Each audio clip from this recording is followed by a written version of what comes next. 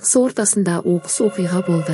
Кәмшаттың анасы түн ортасында далаға шығып кетіп оралмаған. Бар нәрседен сезіктенген үй иесі Жармұқан ағай әйелін іздеуге шығады. Ол күні қар қалың жауып, шақпақтың өкпек желі өршелене соғып тұрған.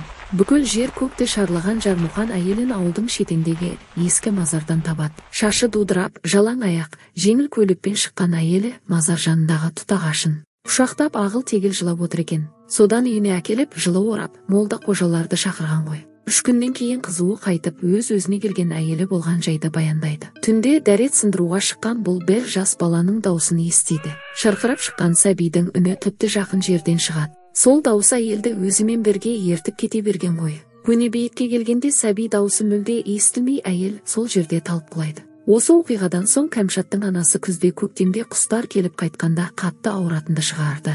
Қарауылдап отырмаса бас ауған жағына да кетіп қалудан тайынбайды. Сол үйден тезірек көшсек екен дейді. Кәмшат мектепке келгенде мұңайып: "Сенесіңдер ме, түнімен ұйықтай алмай шығамыз. Көзің ілініп бара жатса үйдің төбесі дүңкілдеп, әлдекімдер көкпар шауып жатқан ұқсайды. Болмаса біреулердің шыңғырған дауыстары шығып, зәрең де ұшырады. Ондайда көбінесе шамды жағып қойып атар таңды көзбен әрең атырамыз. Биылғы қыстан шықсақ, әкем көшеміз деп отыр." Бір күні мектепте қыз сыны байқауы өтетін болды. Күн кешкіріп қалған. Кәмшат жоқ, көрінбейді. Қыздар тықыршып: "Бәкен, сен Кәмшатқа барып келші, үйің жақын ғой. Енді жарты сағаттан соң бастамасақ сынып жетекшіміз ұрсады" деп қоймаған соң Кәмшатты ертіп келмекші болып жолға шықтым. Қалың түскен қарды борпылдата кешіп тау жаққа тым жақын орналасқан Кәмшаттың үйіне келдім. Келіп ит шығып қалмасын деген сақтықпен ысқырдым. Бірақ оныма жауап болмаған соң жайлап ішке қарай ендім. "Кәмшат, Кәмшат" деп айқайласам, оған ешкім де үн қатпады. Терезе жағынан жағалап өтіп есігіне келсем құлып тұр.